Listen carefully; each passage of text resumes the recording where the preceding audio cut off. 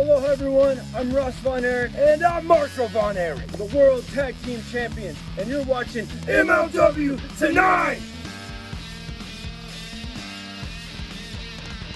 Welcome to MLW Tonight. As always, I'm your host, the wrestling snob, Adam Lavelle. And we're looking at a special episode of MLW Fusion, number 97, the Dynasty produced program. And we get the news immediately that Mance Warner is banned from the building tonight for not meeting the dress code. You need to step your game up, Mr. Warner.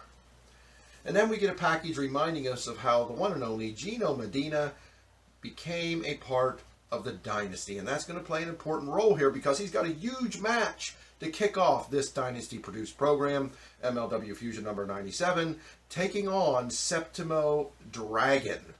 Now, this is an important matchup because Septimo Dragon is going to be managed, is going to be escorted to the ring by the one and the only Konnan, who we just saw and were reminded of, was attacked by the Dynasty once Gino Medina rejected Konnan as his manager and embraced the Dynasty. This is a very good matchup. Goes back and forth for quite a way. Really shows us what Gino Medina brings to MLW, brings to the Dynasty, and he wins the match. But he does so by getting his feet on the ropes, gaining some leverage over Septimo Dragon, making Konnan a very unhappy person, a very unhappy manager, a very unhappy owner, representative of AAA, which will be working with MLW going forward in some super shows. But we've already got a big win for MLW over a AAA star in Septimo Dragon, even though it might have been done a little underhandedly. So the Dynasty kicks off their produced program with a big win by their newest member over a star from AAA managed by Konnan. Put that in the win column for the boys of the Dynasty. Next we got Mance Warner outside trying his best to get into the building. He promises he's going to get in and piss on the Dynasty's program. We don't know how he's going to do that yet, but folks, we know Mance Warner almost always finds a way, so let's stay tuned for that. We've got Aerostar taking on Alexander Hammerstone for the National Openweight Championship. What an amazing matchup. Anytime Alexander Hammerstone gets in that matchup to defend his National Openweight Championship title, it's a good one. And this is another good one where Aerostar is known for his high-flying antics. He's known for being almost impossible to ground. He is known for a lot of the time that he's spent in Lucha Underground. So Hammerstone has his work cut out for him here because he's not facing your typical wrestler. He's facing another guy from AAA, more shadows of the things to come for the super shows between MLW and AAA organization. Two companies working together, something you don't see real often. You're seeing a little bit more in today's wrestling, but not a lot.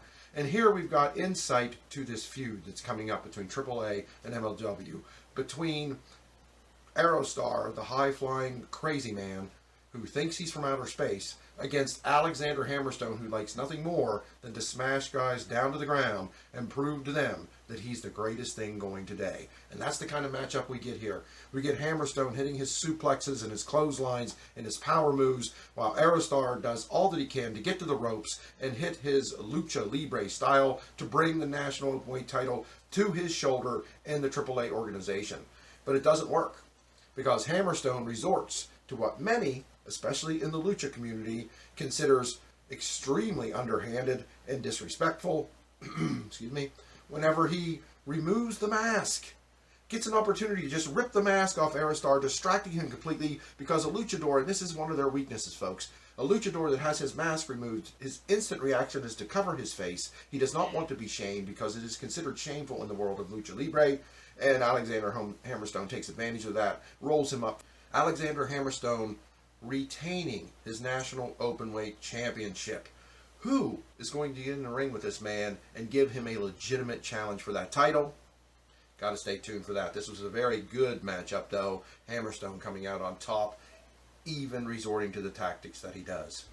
Next, we have Tom Lawler and Dominic Guarini. Folks, these two are incredible in more ways than one. They're great workers. They're great wrestlers. They're great fighters. Incredible MMA and Brazilian Jiu-Jitsu backgrounds, but here they are on the hallowed grounds of the Dallas Sportatorium. Folks, those of you too young to remember world-class championship wrestling, go back and check that stuff out. The Von Erich brothers, Chris Adams, Gene Hernandez, the fabulous Freebirds, and all the wrestlers that worked the Dallas Sportatorium over the years. The Ultimate Warrior was known as the Dingo Warrior and got his start there. Well, here stands the Filthy Dojo, 2 members representing the Filthy Dojo, Tom Lawler, the leader, and Dominic Guarini, the first disciple, talking about the hallowed grounds, disrespecting it, of course. These two will do anything to insult the Von Erich family. They will do anything to bring shame to the Von Erich family. They will do anything to rile up the Von Erich family. That seems to be why the Filthy Dojo exists. To, one might say, piss on the Von Erich legacy. And folks, that's what we get here. Dominic Guarini and Tom Lawler turn around, thankfully, backs to the camera, and literally urinate on the hallowed grounds of the Dallas Sportatorium. I mean, what can these two do next? I'm afraid to even ask the question. And folks, we certainly can't wait to see what the Von Erichs have to say about this. Now we got Mance Warner again, coming back to the arena, coming back to the venue, wanting to get in, but guarding the doors is Grogan, if you will, the gigantic man that Alexander Hammerstone bought and paid for as a gift to Richard Holliday. He's guarding the door. Well, unfortunately, it doesn't take much to get to this guy, as Mance Warner offers him a couple beers and tells him about somebody named Tina down at the strip club that he could go see, and just tell him that Mance sent him along. This does the trick.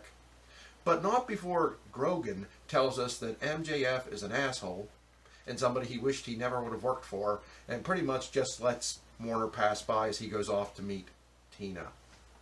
Wow. Didn't take a whole lot of convincing there, folks. And maybe, just maybe, our boy Alexander Hammerstone made a mistake in bringing someone like Grogan into the organization of the Dynasty. We'll have to wait and see how that goes. But Mance Warner gets into the building for the Dynasty-produced episode of MLW Fusion. That can't be a good thing. Next, we got a Contra Unit promo. Jacob Fatu, along with Joseph Samael. Jacob Fatu, one of the best world champions out there, folks. This guy doesn't get the credit he deserves. We get to hear all the talk of the champions from all these other organizations out there that pale in comparison to MLW, that give us the sports entertainment and the like. People need to pay more attention to Jacob Fatu. This man is so bold, so brave, so forward, that he steps up in his promo, spouting many things about his upcoming opponent on MLW Fusion number 100, just a few episodes away, CIMA of Strong Hearts of Japan. Jacob Fatu goes so far as to say Japanese fighting spirit ain't shit. Just using his words, folks. Trying not to curse too much here on the MLW Tonight program, but I got to quote the champion. I don't want to misquote him, and I don't want to dumb down something he says. The Japanese fighting spirit ain't shit. And he's going to face CIMA for his world title, as I said just a moment ago, on MLW Fusion number 100. That is going to be an interesting program. And if comments like that doesn't fire up the mighty CIMA, then what will? This will be a match that you will not want to miss. Next up, we've got the Von Erichs, Ross and Marshall, declaring, telling us all that they have found a partner to stand by their side, and it is the one and the only Davey Boy Smith Jr. from the Hart Foundation. Davey Boy Smith Jr. has stepped up by the Von Erich side to take on the Filthy Dojo. He stands with his boys. Now we've got, look at this team, folks. We've got generation upon generation here. We got Davey Boy Smith Jr. from the amazing Hart Dungeon up in Canada. And we've got Ross and Marshall Von Erich from the amazing world-class organization trained by the one and only Kevin Von Erich. I mean, you talk about 3 superstars. You talk about 3 upcoming and future legends in this guy's opinion. You've got him in this team. And if we need somebody like that to face the Filthy Dojo, it will certainly be met by these 3 gentlemen. And wow, did they just light a fire under my rear end to see these amazing matches between the Filthy Dojo, Davey Boy Smith, and Ross and Marshall Von Erich. This is going to be incredible stuff, I promise you that. Next up, we got a Dynasty video package, just reminding us who the Dynasty is. This is great stuff here. I see the company up north often praised for their video packages, and And whether you think they're sports entertainment or not, a lot of people are always praising their programming, always praising their video packages. And, you know, I'm not going to lie, often they are very well done. But here we get a package that can compete with anybody in the world of professional wrestling. MLW, the sleeper company, coming up to take over, in my opinion, because they're giving us wrestling done right.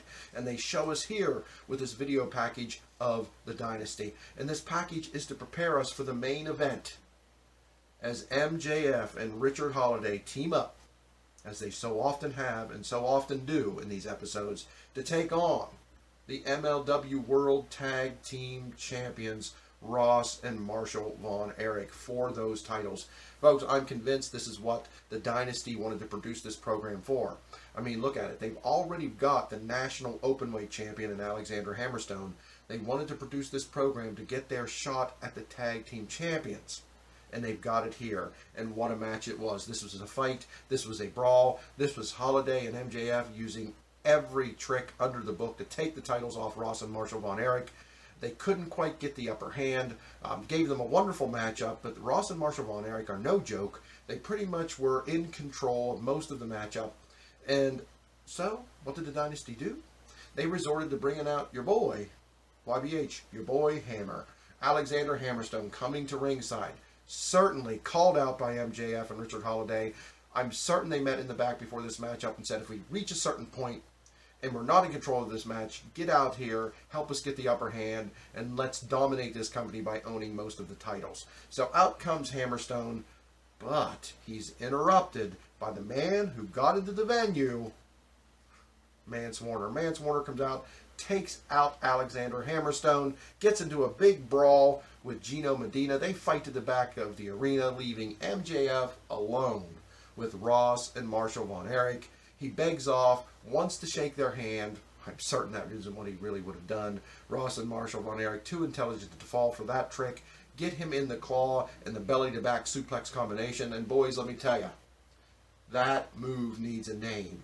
I'm asking the MLW Tonight audience to write in the comments or come to my Twitter and tell me what you think the move the Von Erichs just hit on MJF to win this match and retain the MLW World Tag Team titles should be called.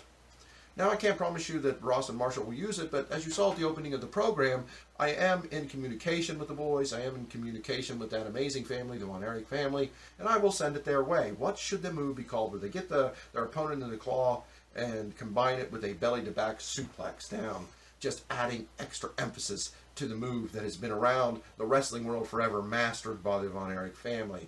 What should that move be called? But they get the win with it, and they stand tall. And boy, if there's anything in the world that's going to rub the Dynasty the wrong way, surely it's losing their shot at the World Tag Team titles on their own produced program to Ross and Marshall Von Erich. But that's how we ended, folks. Another terrific episode produced by the Dynasty of MLW Fusion. It was number 97. Check it out. Give me your thoughts on it. Let's get psyched and ready for the restart coming in just a few weeks. I do not have a definite date. I am in touch with the MLW, the league offices, and as soon as I get the date of when we can start watching MLW Live, it will be in November. I just don't know the specific date. It will be a Wednesday, because wrestling needs to dominate Wednesday over sports entertainment. I will let you know. But for now, I'm Adam Lavelle, the Wrestling Snob. Thank you for joining me, and tune in for MLW Fusion number 98 coverage on the next episode of MLW